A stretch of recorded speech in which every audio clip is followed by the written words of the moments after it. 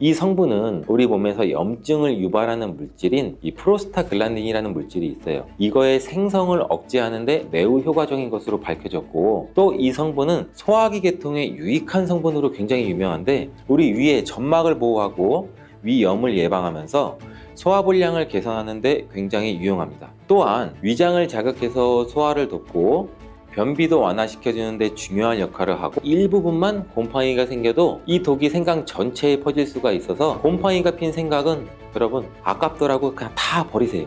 건강한 습관이 항상 나를 만든다. 건강한 삶을 원하시면 지금 바로 구독을 눌러주세요. 날씨가 쌀쌀한 요즘 김이 모락모락 나는 따뜻한 생강차 한 모금이 굉장히 많이 나는데요. 생각이, 저는 겨울이 오면 꼭 꿀을 넣은 생강청 있죠, 달달한 거, 이거를 많이 해놔서 겨울 내내 자주 즐기곤 해요. 알싸한 생강차를 마시면 몸도 따뜻해지고 달달한 끝맛도 느껴지고, 또 몸이 차신 분들은 생강이 몸을 데우는데 효과가 있다고 많이 들어보셨을 거예요. 과연 이 생강은 우리의 몸을 따뜻하게 해주는 효과가 있을까요? 또 어떤 방법으로 먹어야 효과가 좋을지 같이 한번 오늘 알아볼게요. 이 생강은 다양한 건강 효능을 가지고 있어서 요즘 많은 사람들이 주목하는 식품 중 하나인 거 알고 계시나요? 생강은 우리 몸에 여러 가지 유익한 성분들이 굉장히 많이 들어있는데, 그 중에서도 진저론, 쇼가올, 진저롤, 굉장히 단어도 어렵죠. 이런 성분들은 생강이 특유의 그 매운맛과 향을 내는 성분들이에요. 특히 이 성분들은 이 노년층한테도 굉장히 유익한 성분이라서 건강관리에 큰 도움이 될 수 있는데, 이 주목할 만한 생강의 대표적인 성분 3가지 바로 한번 지금 알려드릴게요. 이 생강의 첫 번째 성분은 진저론입니다. 이 진저론은 생강에서 가장 대표적인 활성 성분으로 그 생강의 매운맛과 그 특유의 향, 이걸 담당하고 있는데, 이 진저론은 항산화 효능이 굉장히 뛰어나면서 세포 손상도 막아주고 노화를 예방하는 데도 도움이 된다고 해요. 또한 이런 진저론은 그 소염작용을 가지고 있어서 염증도 줄이면서 통증 완화에도 도움을 줄 수 있는데, 이 류마티스 관절염이나 근육통, 몸살 또는 다양한 염증성 질환에 이 성분이 도움을 줄 수 있고 면역력도 증강시키는 데 중요한 역할을 합니다. 그래서 특히 면역력이 약해질 수 있는 중장년층 분들한테는 매우 유익한 성분이기도 해요. 생강의 두 번째 대표 성분은 쇼가올입니다. 쇼가올은 생강을 건조시키거나 가열했을 때 생기는 물질인데, 이 성분은 항암 효과가 있다고도 알려져 있어요. 암 예방에도 효과가 있다고 볼 수가 있는데, 이 쇼가올은 앞서 설명드린 진저론보다 강력한 항염증을 작용하는데, 이 성분은 우리 몸에서 염증을 유발하는 물질인 이 프로스타글란딘이라는 물질이 있어요. 이거의 생성을 억제하는데 매우 효과적인 것으로 밝혀졌고, 또 이 성분은 소화기 계통에 유익한 성분으로 굉장히 유명한데, 우리 위의 점막을 보호하고 위염을 예방하면서 소화불량을 개선하는 데 굉장히 유용합니다. 또한 위장을 자극해서 소화를 돕고 변비도 완화시켜주는 데 중요한 역할을 하고, 이 소화 기능이 떨어지기 쉬운 노년층에게도 특히 유용한 성분이에요. 생강의 세 번째 대표 성분은 진저롤입니다. 이 진저롤은 생강을 신선한 상태에서 섭취할 때 함유되어 있는 성분인데, 이 진저롤은 진통 효과가 뛰어나고 또한 항염증 작용을 통해서 우리 몸의 염증을 줄이는 데도 도움을 줄 수가 있어요. 근데 또 이 성분은 혈액순환도 촉진시켜주고 우리 몸의 체온도 올려주는 효과가 있어서 특히 수족냉증이 있으신 분들한테 효과적이고, 어르신 분들 중에 혹시 겨울만 되시면은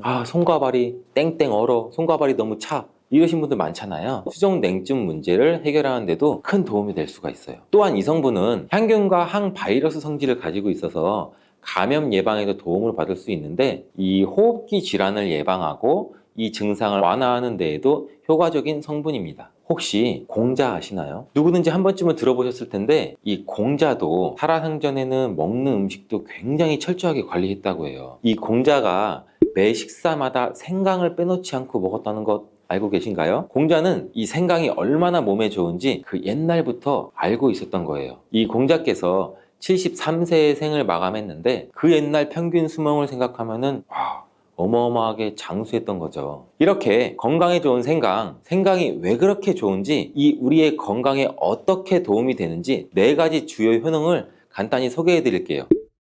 생강의 효능 첫 번째는 면역력 강화입니다. 이 서울대 노화연구소에서 꼽은 면역력에 좋은 식품 3가지 안에 이 생강이 포함돼요. 생강에는 아까 소개해드렸던 3가지 성분, 진저론, 쇼가올, 진저롤이 포함되어 있어서 우리 몸의 면역력을 강화하는 데 매우 효과적이고, 특히 항염증 효과가 뛰어나서 몸의 염증을 줄여주고 면역체계가 더 강하게 작동하도록 도와주는데, 면역력이 떨어지기 쉬운 노년층에서는 자주 섭취하는 것이 좋은 식품입니다. 생강을 꾸준히 섭취하면 감기나 각종 질병에 걸리는 확률도 낮춰줄 수 있다는 거 잊지 않기를 바라겠습니다. 생강의 두 번째 효능은 항산화 효과입니다. 미국 국립암연구소가 뽑은 항산화 식품 1등급인 생강은 진저론과 쇼가올 같은 성분이 포함되어 있는데, 이 성분들은 강력한 항산화 효과를 가지고 있어서 이 물질이 우리 몸에서 자유 라디칼이라는 그 유해 물질을 제거해줘요. 그래서 노화나 염증이나 심혈관 질환, 그리고 또 각종 질병도 예방하는 데 굉장히 중요한 역할을 하고, 특히 이 생강은 세포의 산화적 스트레스도 줄여주고 우리 몸의 피로회복과 노화 방지에 효과적이어서 건강한 노년을 위해서 꼭 필요한 식품이라고 할 수 있습니다. 자, 생강의 세 번째 효능은 바로 이 수족냉증 완화입니다. 이 수족냉증은 특히 노년층에서 흔하게 나타나는 증상 중에 하나인데, 손끝, 발끝이 차가워지고 특히 여름철보다는 겨울철에 더 불편함을 겪는 분들이 굉장히 많으세요. 근데 이 생강이 혈액순환을 촉진시켜주는 효과도 있고 수족냉증을 완화하는 데도 굉장히 탁월해요. 생강의 진저로 같은 성분이 우리 몸의 체온을 따뜻하게 높여주고 혈관도 확장시켜서 손, 발끝이 따뜻해지는데 혈액순환을 통해서 도움을 줄 수가 있죠. 또한 이 한의학에서는 생강이 몸에 찬 기운을 밖으로 내보내주고 또 몸 안에 열을 발산해주는 걸로 효능이 있다고 굉장히 유명한데, 우리 옛 조상님들부터 이 생강이 몸을 따뜻하게 해주는 효과가 있다는 것을 알고 있었던 것이죠. 생강의 네 번째 효능은 우리 소화불량 개선입니다. 예전처럼 많이 먹지도 않았는데 속이 더부룩하신 분들 많으시죠? 소화불량은 나이가 들면서 자주 겪게 되는 일반적인 문제이기도 한데요. 나이가 들면 우리 몸의 위, 장뿐만 아니라 다른 소화기관도 서서히 노화를 시작되기 때문에 몸의 연동운동이나 아니면 소화효소를 분비하는 게 점차 줄어들어요. 이렇게 생강은 소화불량을 개선하는 데 매우 효과적이고, 생강에 포함된 쇼가올이라는 성분은 우리 위장의 운동을 촉진시키고 위염 또한 예방하는 데 도움이 되는데, 메스꺼움이나 구토 증상을 완화시켜주기 때문에 특히 소화기 계통에 문제가 있으신 분들한테도 도움을 주기도 합니다. 그런데 이렇게 좋은 생강 그냥 차로만 드시고 계신 분 많으시죠? 생강차가 굉장히 유명하고 대중적이잖아요. 근데 각 방법은 그에 맞는 효능을 더 잘 발휘할 수 있기 때문에 여러 방법으로 생강을 활용해서 드시는 게 좋습니다. 차로 드시는 것 말고도 여러 가지 섭취 방법이 있으니 제가 자세히 한번 알려드릴게요. 자, 첫 번째 방법은 가장 간단한 방법으로 생으로 먹는 것입니다. 생강 생으로 먹으면 씁쓸하고 맵고, 생강을 얇게 썰어서 샐러드나 요리에 넣어서 먹을 수도 있어요. 근데 생강을 생으로 먹을 때 생강의 모든 효능을 그대로 섭취할 수 있고, 실은 항산화 효과, 항염 효과를 가장 잘 느낄 수 있다고 해요. 물론 그 특유의 쌉싸름하고 매운맛이 강하기 때문에 이런 매운맛, 쌉싸름 맛을 좋아하지 않으시는 분들은 식초에 조금 절여주시거나 물에 생강을 조금 담궈서 매운기를 빼고 드시면 생으로 먹는 것이 조금은 아마 편해질 거예요. 두 번째 방법은 생강을 말려서 먹는 거예요. 생강을 건조시켜서 차나 국물에 넣어 먹을 수가 있는데, 햇볕이 잘 들고 통풍이 잘 되는 곳에 말리셔도 되고, 아니면 음식 건조기 같은 거에 놓고 말리셔도 돼요. 이러한 말린 생강은 소화 기능을 더욱 돋고 소염작용을 강화하는 데 효과적인데, 이 말린 생강은 장시간 보관이 가능하고 또 생강의 매운맛이 부드럽게 중화돼서 편하게 섭취 가능해요. 체온을 높여주는 효과가 있고 겨울철에도 특히 유용한 제품이죠. 차로 끓여서 마시면 또 몸을 따뜻하게 해주고 피로 회복에도 도움이 돼요. 우리 흔히 약국 같은 데서 많이 보면은 생강 쌍화도 굉장히 많잖아요. 이렇게 생강이 가지고 있는 효능 때문에 쌍화차랑도 같이 혼합해서 곁들여서 나온 제품들도 많은 이유가 이것 때문이죠. 그리고 세 번째 방법은 생강을 가루로 내서 먹는 방법이에요. 생강가루는 또 다양한 요리에 활용할 수 있고 특히 음료나 디저트에 넣어서 먹기 좋은데, 혹시 진저맨 쿠키라고 들어보셨나요? 진저가 생강이잖아요. 이 진저맨 쿠키는 크리스마스 때 유독 뭐 상점이나 이런 쪽 마트 쪽에 자주 보이는데, 외국에서는 이 진저맨 쿠키라고 쿠키 반죽에 생강가루를 소량 넣어서 겨울철에 생강을 먹기 싫어하는 아이들한테 이렇게 가루 형태로 만들게 되면 생강의 매운맛을 부드럽게 즐길 수 있고, 물에 타서 마시거나 다양한 요리에도 넣어 드실 수 있고, 또한 소화 기능도 돋고 약간의 진통 효과까지 누릴 수 있어요. 그냥 생강만 드시게 되면 너무 맵다고 하시는 분들 있으신가요? 또는 생강의 향이 너무 강해서 몇 개 드시고 싶으신 분들도 있으실 텐데, 그런 분들은 주목해 주세요. 생강과 잘 어울리는 식품 몇 가지를 제가 지금 소개해 드릴게요. 생강과 잘 어울리는 식품 첫 번째는 레몬입니다. 이 레몬과 생강은 굉장히 궁합이 아주 좋은데요. 레몬은 비타민 C가 풍부하고 면역력 강화에도 도움을 주고, 생강은 항산화 작용에도 도움을 줘요. 이 두 가지를 함께 섭취하면 서로의 효과가 극대화되면서 특히 감기 예방에도 탁월해요. 우리 감기 걸리면은 카페 같은 데 가서 따뜻한 레몬 생강차 주세요 이렇게도 많이 하잖아요. 이런 이유로 둘이 궁합이 굉장히 잘 맞는 음식이고, 이 레몬은 소화 촉진에도 도움을 주고 생강도 소화 불량에도 도움을 줘서 이 둘을 함께 드시면 소화 기능도 개선되고 면역력 강화와 항산화 효과까지 배가 된다는 것, 이것도 기억해 주세요. 생강과 레몬은 레몬 생강차나 레몬 생강을 함께 넣은 샐러드로 드시는 것을 추천드리겠습니다. 자, 생강과 궁합이 좋은 식품 두 번째는 강황입니다. 이 강황은 생강과 함께 먹으면 항염증, 항암, 면역력 증진 효과가 매우 강력해지는데요. 강황의 주성분인 커큐민은 이 항염증과 항산화 작용으로 뛰어나 있다고 굉장히 많이 알려져 있죠. 생강에 진저론, 쇼가올, 진저롤과 함께 염증을 줄이고 세포 보호 효과를 극대화할 수 있어요. 또한 강황은 면역력도 강화하는데 굉장히 중요한 역할을 하거든요. 생강과 강황은 두 가지 모두 소염작용이 뛰어나기 때문에 관절염이나 염증성 질환을 앓고 있는 사람들한테 매우 뛰어난 작용도 하기 때문에 강황 생강차는 특히 겨울철에 체온을 올려주는 효과도 있고, 겨울철에 몸이 차신 분들, 그리고 염증이 있으신 분들, 그리고 삭신이 쑤시는 분들, 수정냉증이 있으신 분들한테 추천드리겠습니다. 생강과 같이 먹으면 좋은 식품 세 번째는 꿀입니다. 자, 겨울철에 꿀에 생강을 담궈서 절여서 차로 드시는 분들 굉장히 많으시죠. 그 꿀은 생강과 함께 섭취하면 그 효능이 배가 되는데, 꿀은 항균과 진정 효과가 있어서 생강의 자극적인 맛을 부드럽고 달콤하게 해줄 뿐만 아니라, 꿀은 피로 회복도 좋고 생강과 함께 먹으면 소화불량 개선에도 도움이 됩니다. 이 꿀 생강차는 우리 속을 따뜻하게 해주고 위와 목을 따뜻하게 해줘서 감기 증상이나 기침 완화에도 좋은 음료가 될 수가 있습니다. 이렇게 건강에 좋은 생강, 몸에 좋다고 많이 드셔도 될까요? 제가 항상 말씀드리죠. 모든 식품은 과유불급인데요. 생강도 마찬가지로 적절히 섭취해야 효과가 있습니다. 잘못 먹으면 몸에 해가 되는 부작용도 있을 수가 있기 때문에 몇 가지 유의사항을 알아두시는 것이 중요한데, 지금 바로 알려드릴게요.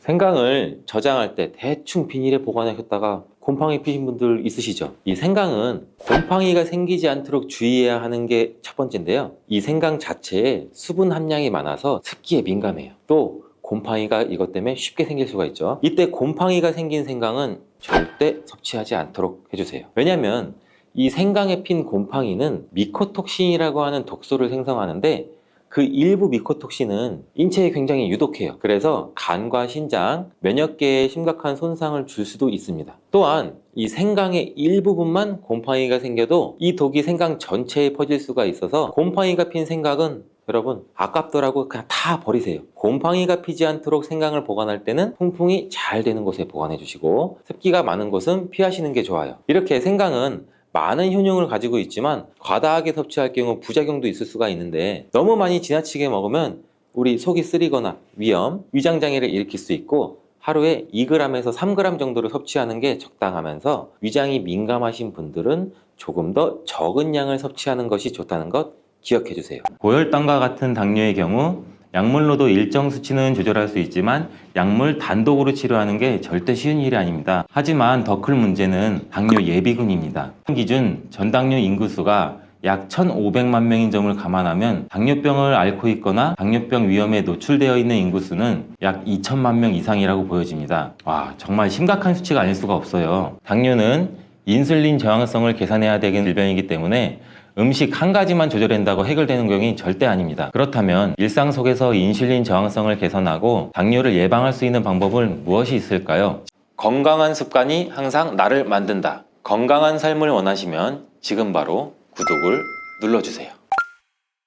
혹시 당뇨 대란이라고 들어보셨나요? 당뇨병 환자가 특정 지역이나 국가에서 급격하게 증가하는 현상을 가리키는 말인데요. 식습관, 운동 부족, 생활 습관 변화 등 여러 요인에 의해 발생한다고 합니다. 생활 습관으로 인해 생기는 병에는 우리가 흔히 알고 있는 만성질환, 성인병이 있습니다. 대표적으로 고혈압, 고지혈증, 당뇨가 있는데요. 여러분들도 정말 많이 들어보셨을 거예요. 고혈압과 고지혈증은 약물 치료로 조절이 가능하지만 고혈당과 같은 당뇨의 경우 약물로도 일정 수치는 조절할 수 있지만 약물 단독으로 치료하는 게 절대 쉬운 일이 아닙니다. 약물요법과 스스로의 평생 관리가 필요한 질환이라고 말씀드리는 겁니다. 최근 대한당뇨병학회가 공개한 자료에 따르면 2020년 기준 30세 이상 성인 인구 605만 명이 당뇨 진단을 받았고, 이는 2010년에 비해 무려 2배가 증가한 수치라고 하는데요. 즉 30세 이상 성인 인구 6명 중 1명이 당뇨병 환자이고 65세 이상이신 고령이신 분들은 10명 중 3명이 당뇨병 환자라는 이야기입니다. 10년 전 당뇨병학회에서는 40년 뒤인 2050년에는 당뇨병 환자가 591만 명에 이를 것이라고 전망했지만 10년 만에 2배 가까이 폭증했고, 이 수치만 보더라도 당뇨 대란이라는 말이 나올 수밖에 없는 상황인 거죠. 예전에는 40대 이상의 성인이나 노인성 질환으로 알고 있던 당뇨가 식습관의 변화로 20대와 30대에 젊은 당뇨 환자 수가 급증하고 있는데요. 2020년 20대의 당뇨 치료 환자 수가 약 4만 명으로 조사됐는데, 이는 2018년도와 비교했을 때 47.7%나 늘어난 것으로 조사되었습니다. 하지만 더 큰 문제는 당뇨 예비군입니다. 당뇨 예비군이란 말 들어보셨나요? 당뇨 전 단계 또는 전 당뇨라고 부르며 당뇨병 진단 기준에는 미치지 않을 뿐 정상적인 혈당 수치보다는 높은 상태를 뜻하는데요. 2020년 기준 전당뇨 인구수가 약 1,500만 명인 점을 감안하면 당뇨병을 앓고 있거나 당뇨병 위험에 노출되어 있는 인구수는 약 2천만 명 이상이라고 보여집니다. 국민의 40% 이상이 당뇨이거나 당뇨 예비군이라는 것이죠. 와, 정말 심각한 수치가 아닐 수가 없어요. 그럼 간단히 당뇨 수치에 대해서 알아보면, 건강한 신체의 경우 우리가 공복 혈당은 100 아래를 유지해야 되고, 식후 1시간 후 혈당은 170 이하, 식후 2시간 후 혈당은 140 이하를 유지하지만 전당뇨 단계에서는 공복 혈당이 100 이상으로 올라가고 식후 2시간 혈당 또한 140에서 200 사이 정도가 됩니다. 그러나 당뇨 수치가 200이 넘어가는 상태가 어느 정도 지속이 되면 병원에서 더 자세한 혈액 검사를 통해 당화혈색소 측정 같은 당뇨 검사를 받아보시는 게 좋습니다. 앞서 설명드린 것처럼 당뇨 전 단계, 즉 예비군이란 상태는 당뇨병 진단만 받지 않았을 뿐 당뇨 시작 단계라고 보셔야 됩니다. 우리가 이렇게 당뇨로 가지 않기 위해서는 생활 습관을 적극적으로 개선해야 되는데, 일상생활 속에서 손쉽게 혈당 관리와 당뇨를 예방할 수 있는 방법들이 많이 있습니다. 이러한 방법을 설명하기에 앞서 많은 분들이 잘못 알고 계시는 상식 2가지를 짚고 넘어가려고 하는데요. 당뇨병 관리법으로 식사량만 줄이면 혈당이 확 낮아진다고 알고 계시는 분들이 정말 많아요. 하지만 무조건 그런 것은 아닌데, 비만 당뇨가 아닌 마른 당뇨의 경우 반대로 체중을 찌워야 되기 때문에 식사량을 제한하는 것이 독이 될 수 있고, 단순히 약만 줄인다고 제대로 된 혈당 관리가 어렵습니다. 잘못 알고 있는 또 한 가지 정보는, 체중 감량을 하면 혈당이 계속 떨어진다고 알고 계시지만 당뇨는 인슐린 저항성을 계산해야 되는 질병이기 때문에 음식 한 가지만 조절한다고 해결되는 경우는 절대 아닙니다. 여기서 인슐린 저항성이란, 인슐린이 정상적으로 반응하지 않아 혈당을 낮추지 못하고 혈중 포도당 농도가 계속 상승해서 이 문제를 해결하기 위해서 더 많은 인슐린이 계속 분비되는 현상을 말하는데요. 이 단계에서는 별다른 변화가 없기 때문에 모르고 지내다가 상황이 악화되면 혈당 스파이크로 인한 당뇨로 이어질 수 있기 때문에 인슐린 저항성 개선을 위한 노력이 정말 중요합니다. 그렇다면 일상 속에서 인슐린 저항성을 개선하고 당뇨를 예방할 수 있는 방법은 무엇이 있을까요? 지금부터 당뇨를 부르는 최악의 생활 습관 3가지, 당뇨에서 가장 중요한 혈당 스파이크를 낮추는 현실적인 방법 3가지, 절대 먹으면 안 되는 음식 3가지, 마지막으로 당뇨를 예방할 수 있는 기적의 식재료 2가지를 알려드리겠습니다. 우리가 피해야 할 최악의 생활 습관 첫 번째는 인슐린에게 휴식을 주지 않는 식사 패턴입니다. 우리가 정말 많이 일을 하고 운동을 해도 휴식이 없으면 사람이 많이 지치죠. 우리 몸의 장기도 그렇습니다. 우리 몸은 혈당 조절을 위해 12시간 이상의 공복이 필요한데, 많은 사람들의 생활 패턴이 밤 늦게까지 일하거나 깨어있고 음식을 늦게까지 먹게 되고 아침을 먹게 되면 공복 시간이 12시간이 채 안 되는 경우가 많게 됩니다. 휴식을 취해야 하는 대사와 관련된 장기들이 쉬지 못하고 일해야 되기 때문에 쉽게 지치고 인슐린 분비에도 문제가 생기는 것이죠. 식사를 하지 않는 쉬는 시간에는 인슐린 분비도 휴식을 취해야 되는데 중간에 간식을 먹고 또 얼마 지나지 않아 또 식사를 하게 되고 또 간식을 먹고 이런 패턴이 계속 반복되고 결국에는 쉬지 않고 먹는 식습관이 만들어지는 게 문제가 가장 큽니다. 그렇다면 12시간 공복만 지키면 당뇨로부터 우리는 자유로워질 수 있을까요? 절대 그렇지 않습니다. 앞서 말씀드린 것처럼 운동, 수면, 스트레스 이러한 복합적인 생활습관 관리가 정말 중요하게 필요한데 당뇨를 부르는 최악의 습관 두 번째가 바로 스트레스 방치와 불규칙한 수면입니다. 많은 분들이 당뇨는 약 잘 챙겨 먹고 나는 음식은 좋은 음식 먹을 거야, 운동으로만 관리하면 된다고 생각해서 수면과 스트레스 관리는 전혀 신경 쓰지 않는데요. 다양한 연구 결과에 따르면 수면은 혈당 조절에 아주 긍정적인 영향을 미치고 우리 몸의 호르몬 분비와 신진대사에 직접적으로 연관이 있다고 합니다. 자, 깊은 수면 단계에서는 인슐린이 정말 효율적으로 작용하지만 수면 부족 상태에서는 코르티솔이라는 성분이 호르몬 분비를 증가시켜 혈당 수치기를 올리기도 하는데요. 이러한 코르티솔이란 우리가 스트레스를 받을 때 분비되는 호르몬의 한 종류입니다. 그럼 스트레스는 어떤 영향을 줄 수 있을까요? 독일의 한 연구소에서는 29세부터 66세 근로자 5,300명을 대상으로 12년간 조사한 결과 연구 진행 중 300명이 당뇨 진단을 받았는데 이러한 스트레스로 고통받는 사람은 그렇지 않은 사람에 비해 당뇨에 걸릴 확률이 무려 45%나 높았다고 합니다. 마지막으로 당뇨를 부르는 최악의 습관은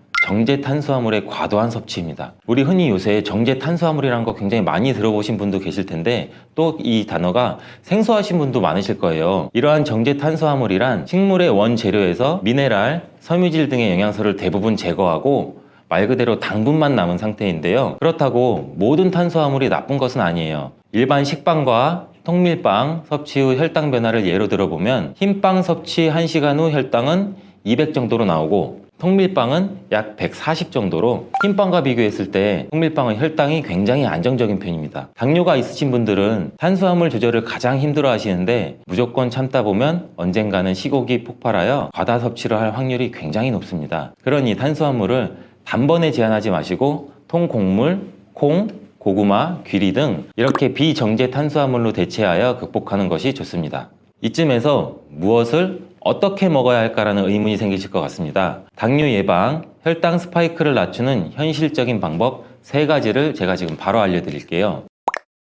첫 번째는 거꾸로 식사법입니다. 탄수화물보다 단백질, 식이섬유 등을 먼저 섭취해서 혈당이 급격하게 빠르게 오르는 것을 막는 건데요. 전문가들은 고기보다는 채소, 밥, 빵보다는 생선 순서로 식사하는 것을 권장했고 흰 쌀밥보다는 잡곡밥 섭취를 권했습니다. 또 다른 방법으로는 미국에 있는 하버드 공중보건대에서 추천하는 접시 식사법이 있는데요. 이 접시 식사법이란 이렇게 넓은 접시에 4분의 1은 통곡물, 나머지 빈 부분은 단백질과 과일과 채소로 채워서 식사하는 방법입니다. 자, 두 번째로 식후 바로 움직이기. 대부분의 현대인들이 식사 후 엘리베이터를 타거나 차를 타고 이동해도 회사에 도착하면 바로 자리에 앉아 일을 시작하죠. 저만 해도 그래요. 제가 일하고서 나서 밥 먹고 여러 군데를 돌아다니기도 하는데 대부분이 자리에 와서 쉬거나 앉거나 컴퓨터를 하거나 이 패턴이 굉장히 안 좋은데요. 이 패턴만 해도 먹은 것에 비해 움직이는 시간이 현저히 낮아 식사 시간에 올라간 혈당이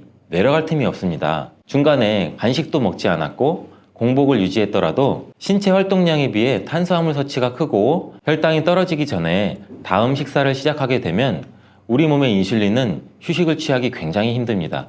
그렇기 때문에 먹는 양, 먹는 종류와 상관없이 식사하시고 계단을 오른다든지 잠깐이라도 산책을 하는 것이 매우 중요합니다. 마지막으로 세 번째는 최악의 습관에서 언급되었던 정제 탄수화물을 피하는 것입니다. 실제로 탄수화물 섭취 후 혈당이 올라가기 때문에 당뇨 환자들은 모든 탄수화물을 극단적으로 제한하는 경우가 있습니다. 극단적으로 끊고 쌀밥 안 먹어. 이렇게 갑자기 끊으면 오히려 우리 몸에 더 나쁜 악영향을 미치게 되는데요. 쌀을 무조건 끊어야 된다는 생각에 쌀 대신 단백질 위주의 식단을 하시는 분들도 굉장히 많습니다. 그런데 우리나라에서 쌀 소비량이 줄고 있는 것에 비해 당뇨 환자 수는 굉장히 늘고 있다고 하니 단순히 탄수화물 섭취의 문제가 아니라고 생각됩니다. 앞서 말씀드린 것처럼 탄수화물이 문제가 아니라 흰 설탕, 흰 밀가루, 이러한 정제 탄수화물이 문제가 되기 때문에 정제 탄수화물을 철저하게 끊으시는 게 굉장히 중요합니다. 탄수화물 중단이 어려우신 분들은 비타민, 무기질, 영양소가 풍부하며 섬유질이 많아 우리 몸에 쌓이는 나쁜 콜레스테롤 수치를 낮춰주는 복합 탄수화물을 드시면 매우 좋습니다. 이러한 복합 탄수화물에는 어떤 것들이 있는지 구분하기 어려우시다면 정제되지 않은 자연 그대로의 상태, 예를 들어 잡곡, 통밀, 고구마, 과일, 채소와 같은 것이 있습니다. 여기서 잠깐, 음식만으로 해결되지 않는 게 당뇨라고 하지만 도움이 되는 기적의 식재료도 분명히 존재합니다. 먼저 기적의 식재료 2가지를 알려드린 후 혈당을 급격히 올리는 최악의 음식 3가지 모두 지금 바로 알려드리겠습니다. 기적의 식재료 첫 번째는 바로 삶은 달걀입니다. 삶은 달걀은 기름이나 각종 소스가 들어가지 않은 이러한 자연 그대로의 상태이기 때문에 양질의 단백질을 섭취할 수가 있는 아주 좋은 요리인데요. 우리가 탄수화물을 먹을 때 단백질을 함께 곁들이게 되면 혈당 상승 속도를 완만하게 만들어줘서 혈당이 급격히 높아지는 것을 잡아줍니다. 또한 이렇게 당뇨를 예방하게 되는 기적의 식재료 2번째는 당근인데요. 다른 채소에 비해 당 함량이 높은 편이지만 이러한 당근에는 식이섬유, 미네랄, 비타민이 풍부하기 때문에 당뇨 환자에게 아주 좋은 음식입니다. 기름에 열을 가해 볶아 드시거나 시간이 부족할 경우 생으로 드시는 것도 좋지만 간편하게 주스로도 드셔보세요. 대부분의 과일은 주스로 만들게 되면 당 흡수가 올라가 보내드리지 않지만 당근의 경우 주스로 만들어 먹더라도 당이 많이 올라가지 않기 때문에 전혀 걱정하지 않으셔도 됩니다. 반대로 이렇게 혈당을 급격히 올리는 최악을 한번 알아볼까요? 첫 번째는 말린 과일입니다. 이러한 말린 과일이 생과일 자체로는 문제가 별로 없지만 과일을 말리게 되면은 당지수가 급격히 높아지고 포만감도 별로, 그리고 또 이걸 많이 먹게 되면 당연히 당 수치도 굉장히 높아집니다. 혈당을 올리는 최악의 음식 2번째는 음료인데요. 우리가 쉽게 접할 수 있고 쉽게 마실 수 있는 다양한 음료에는 굉장히 많은 양의 설탕이 들어가 있습니다. 우리가 아무리 흔히 접할 수 있는 음료더라도 좋은 성분이 많이 들었더라도 이 음료가 굉장히 맛이 없고 쓰면은 손이 가지 않잖아요. 아이들도 마찬가지고 성인들도 마찬가지고 이러한 비타민 음료 한 병에는 각설탕이 8개나 들어간다고 하니 우리가 아무리 식단 관리를 했더라도 음료 한 잔에 혈당이 급격하게 오를 수 있습니다. 그럼 우리가 흔히 생각하는 제로 음료는 괜찮지 않을까요? 설탕이 들어가지 않았다고 해서 제로슈가라고 이름이 붙었지만 드셔보면 분명히 단맛을 느낄 겁니다. 인공 감미료가 첨가되어 있기 때문인데요. 이러한 제로 음료는 당뇨와 상관없냐는 질문에 건강보험 심사평가원에서 혈당에는 큰 영향을 주지 않는다라고 발표했었지만 2021년 다시 영향을 준다고 답변을 번복하는 일이 있었습니다. 또한 당뇨병 학회에서도 열량 없는 인공 감미료는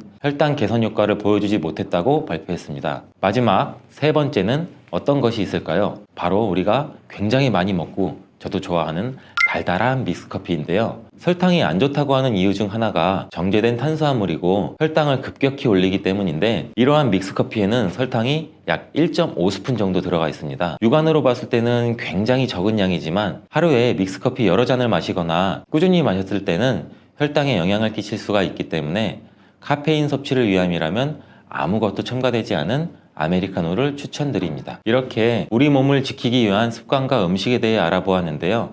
모두가 똑똑하고 현명한 생활 습관과 식습관으로 건강한 하루하루를 보냈으면 좋겠습니다. 그러면 모든 과일들은 몸에 다 좋나? 아니죠. 아쉽게도 아니에요. 이 GI 지수가 높은 식품은 혈당을 급격히 상승시킬 수가 있어요. 특히 고칼로리 식사와 과다한 당분 섭취는 당뇨의 주요 원인이 될 수가 있어요. 당뇨가 있더라도 적당히 섭취하면 건강에 도움이 되는 과일들 제가 5가지 알려드릴게요. 건강한 습관이 항상 나를 만든다. 건강한 삶을 원하시면 지금 바로 구독을 눌러주세요. 당뇨가 걱정이라면 바로 이 과일을 드셔야 됩니다. 형형색색의 과일들은 우리의 눈과 입을 즐겁게 하죠. 또 계절마다 다른 제철 과일들을 손꼽아 기다리기도 하고요. 저도 과일만 생각하면 과일 킬러라서 지금도 입에 침이 고이네요. 또 요즘에는 외국에서 나오는 이름이 생소한 과일들도 굉장히 마트에서 쉽게 찾아볼 수 있잖아요. 저녁 반찬, 저녁장 보러 마트에 가면은 신선한 과일들도 많고, 이렇게 맛 좋은 과일들 맛있다고 혹시 마음껏 많이 드시고 계시지는 않아요? 아니면 반대로 혈당이나 당뇨가 걱정돼서 일부러 멀리하고 나 한 조각만 먹을 거야, 혹시 이렇게 하세요? 아니죠. 당뇨가 걱정되시는 분들, 이미 당뇨가 있으신 분들한테 유용하고 중요한 과일에 대한 정보를 제가 지금 바로 알려드릴게요. 과일을 어떻게 먹는지에 따라 우리의 건강에 큰 차이를 만들 수가 있어요. 이 과일은 맛이 굉장히 좋잖아요. 그리고 비타민, 미네랄, 식이섬유, 항산화 물질 굉장히 풍부하죠. 우리의 건강에 매우 중요한 역할을 해요, 이런 과일들이. 다양한 과일에는 몸에 좋은 영양소가 굉장히 많은데, 예를 들어 비타민 C가 풍부한 과일은 면역력을 높여주고, 항산화 물질이 풍부한 과일은 우리 몸에 세포 손상을 막고 노화 방지에도 도움을 주고, 또 과일에 포함된 이러한 식이섬유는 우리 소화 건강을 돕고 혈당 조절에도 중요한 역할을 하는데, 그러면 모든 과일들은 몸에 다 좋나? 아니죠. 아쉽게도 아니에요. 개개인에게 맞는 과일을 선택하는 기준을 잘 살펴보고 우리가 먹어야죠. 과일을 선택할 때 중요한 지표 중 하나가 GI라고 불리는 당화지수랑 GL이라고 불리는 당부하지수예요. 이 두 지표는 우리가 과일을 굉장히 많이 섭취했을 때 우리 몸에 혈당에 미치는 영향을 알려주는 수치라고 보시면 돼요. 어디선가 우리도 뭐 GI 하는 GI 지수라고 들어보신 적 굉장히 많으시죠? 이게 칼로리보다 이 GI 지수가 중요하다는 말 한 번쯤은 들어보셨을 거예요. 당화지수, 즉 이 GI 지수는 우리 식품이 혈당을 얼마나 빨리 올리는지를 나타내는 지표인데, 이 GI 지수가 높은 식품은 혈당을 급격히 상승시킬 수가 있어요. 반면에 GI 지수가 낮은 식품은 천천히 혈당을 올리기 때문에 우리가 음식을 섭취하면서 당뇨 관리에 조금 더 유리하다고 보시면 돼요. 그리고 당 부하 지수, 즉 GL 지수는 GI 지수와 식품에 포함된 탄수화물의 양을 고려한 지표인데, 말이 어렵죠. 쉽게 말해서 GI 지수는 각 그램에 대한 혈당 지수라면, GL 지수는 한 번 먹는 1회 분량으로 계산된 양에 대한 혈당 지수예요. 그래서 이 지수가 실제 혈당 반응을 더 정확하게 반영한다고 볼 수 있어요.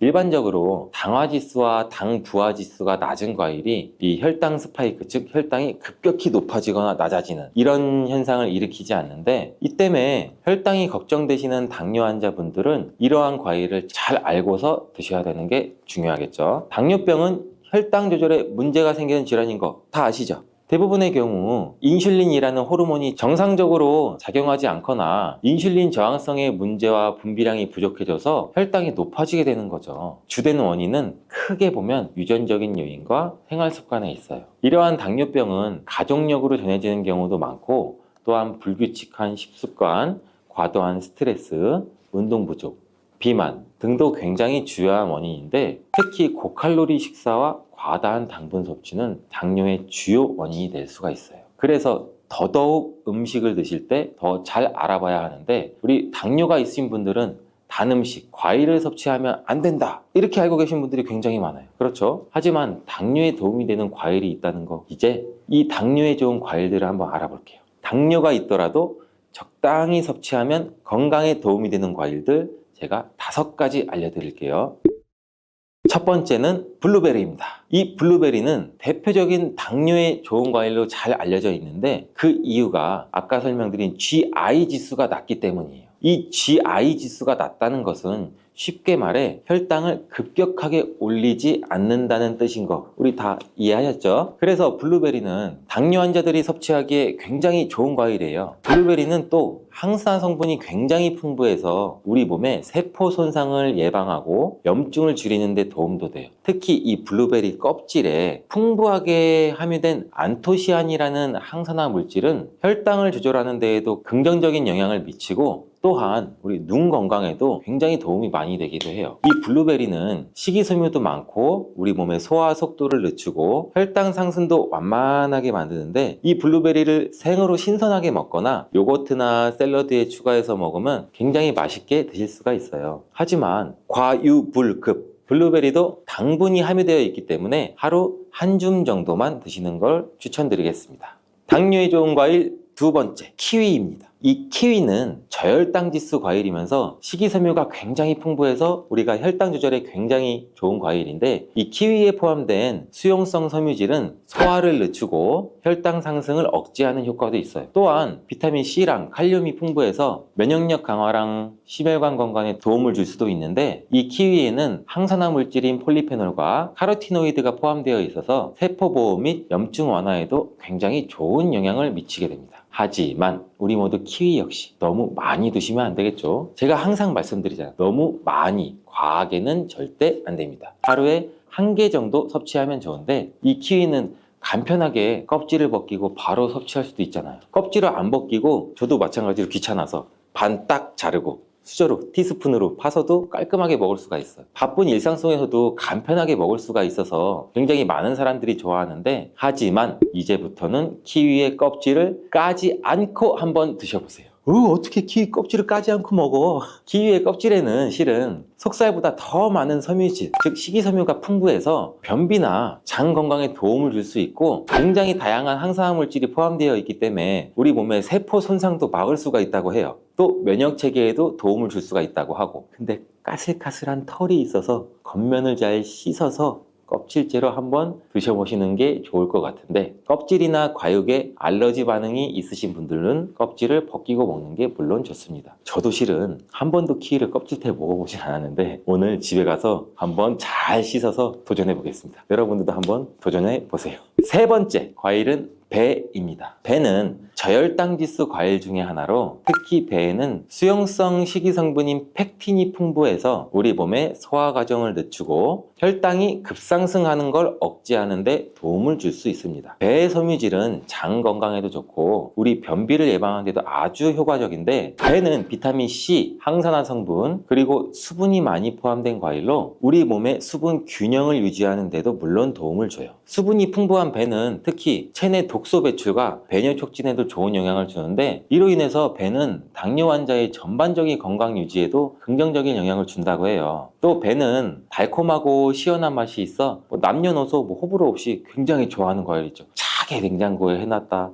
저도 차게 먹으면 안 좋은데 여름철에 더울 때 찬 거 깎아서 아삭아삭 섭취하면 굉장히 좋잖아요. 근데 이것도 하루 1개 정도 섭취하면 좋습니다. 자, 혈당 관리에 좋은 과일 네 번째는 바로 아보카도. 아보카도 좋아하시는 분들 굉장히 많으시죠. 아직까지 생소하신 분들도 있을 거예요. 요즘 마트에서도 쉽게 볼 수 있는 아보카도는 당분이 거의 없는 과일이에요. 오히려 건강한 지방이 많이 포함되고 있어 혈당 상승을 억제하는 데 도움을 주는데, 여기에는 이 올레산이라는 불포화 지방이 혈당 상승을 늦추고 인슐린 저항성을 개선도 시켜주고 혈당 조절도 지원해주는 역할도 같이 해요. 또한 이 아보카도에는 식이섬유랑 칼륨이 풍부해요. 이게 혈당 안정화에도 긍정적인 영향도 미치고 우리 몸의 소화작용에도 좋은데, 이는 항염증 효과도 뛰어나고 세포 보호에도 굉장히 좋다고 해요. 또한 이 아보카도는 식사 대용으로 굉장히 좋고 우리 샐러드나 스무디에 넣어서 먹으면 맛있고 건강한 간식이 됩니다.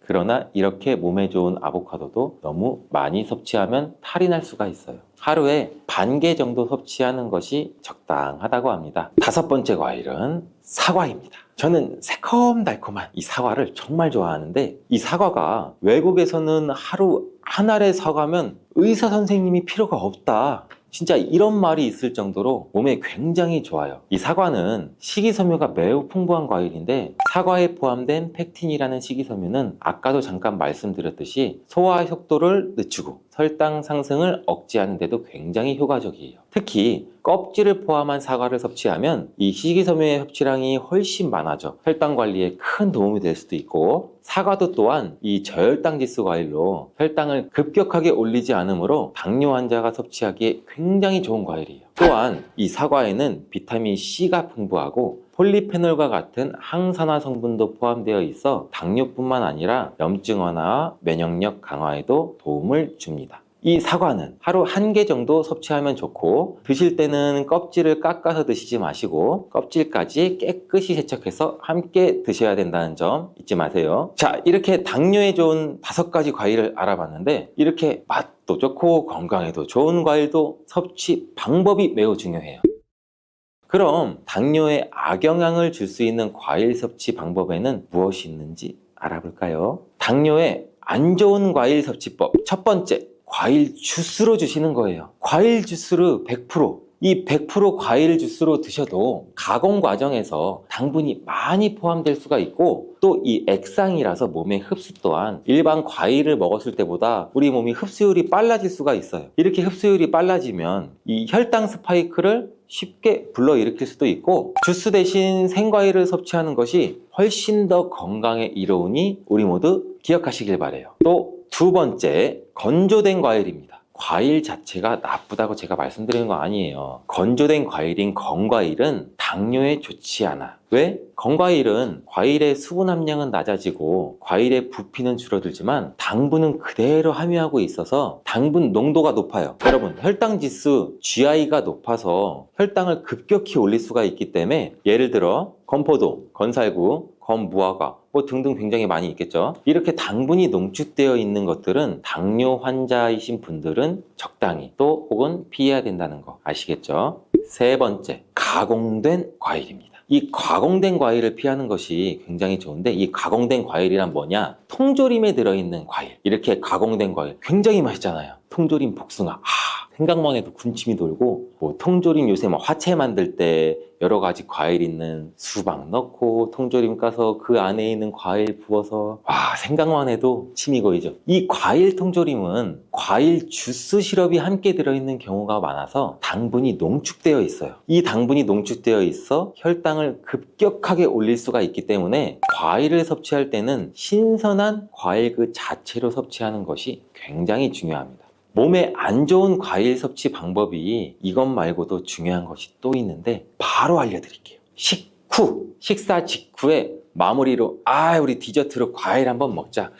디저트로 사과나 배 과일 없나? 굉장히 많은 분들이 이렇게 드시고 계시잖아요. 대부분 식사를 다 하시고 입가심으로 과일 한두 조각 정도 드시는데, 이 식후에 당분이 많은 과일을 섭취하시면 식전에 과일을 드시는 것보다 몸에 해롭다는 사실 알고 계셨나요? 식후에 과일을 섭취하게 되면 우리가 식사를 하면서도 혈당이 올라가는데, 과일을 섭취하면 혈당이 급격하게 올라갈 수 있고 이 혈당 스파이크가 일어날 가능성이 있습니다. 과일은 식전에 먹는 것이 실은 과일의 섬유질이 우리 몸에 포만감도 주고 소화도 천천히 하게 도와줘서 탄수화물의 흡수를 늦추게 하는 효과가 있어요. 또한 이 과일을 드실 때는 껍질과 함께 섭취하시는 게 몸에 더 좋은 과일들이 있는데, 과일의 껍질 속에는 이 과일의 속살과는 비교도 안 되게 굉장히 많은 식이섬유랑 항산화 물질이 풍부하게 들어있어요. 이 껍질이 혈당 조절과 소화 건강에 더욱 도움이 되는 과일들도 굉장히 많이 있는데, 예를 들면 사과나 배는 껍질에 많은 영양분이 들어있기 때문에 껍질을 벗기지 않고 깨끗하게 씻어서 그대로 먹는 것이 굉장히 좋습니다. 다만 깨끗하게 세척도 잘 해주셔야 되고, 농약이 걱정된다면 유기농 과일을 선택을 하시는 것도 좋은 방법이 되겠죠. 이제부터 과일의 영양까지 생각하신다면 껍질은 버리지 마세요. 마지막으로 섭취 방법과 함께 중요한 건 과일을 드실 때의 양을 꼭 조절해야 된다는 겁니다. 제가 계속 말씀드렸죠. 양, 적정량. 그럼 맛있는 과일을 한번 먹기 시작하면 배가 부를 때까지 드시지는 않나요? 물론 그런 경험 굉장히 많을 거예요. 저도 마찬가지고. 근데 과일은 이렇게 자연적인 당분을 포함하고 있기 때문에 적당량을 섭취하는 것이 굉장히 중요한데, 하루에 한두 개가 적당해요. 일반적으로 보면 이것도 과일 종류에 따라 달라서 굉장히 주의를 해주셔야 됩니다. 맛있는 과일 계속 저절로 손이 가더라도 손이 가요, 손이 가. 건강한 몸을 위해서 참고 너무 많이 먹지 않도록 주의하세요. 건강한 몸을 위해서 건강한 습관이 나를 만든다. 오늘도 꼭 기억해 주세요.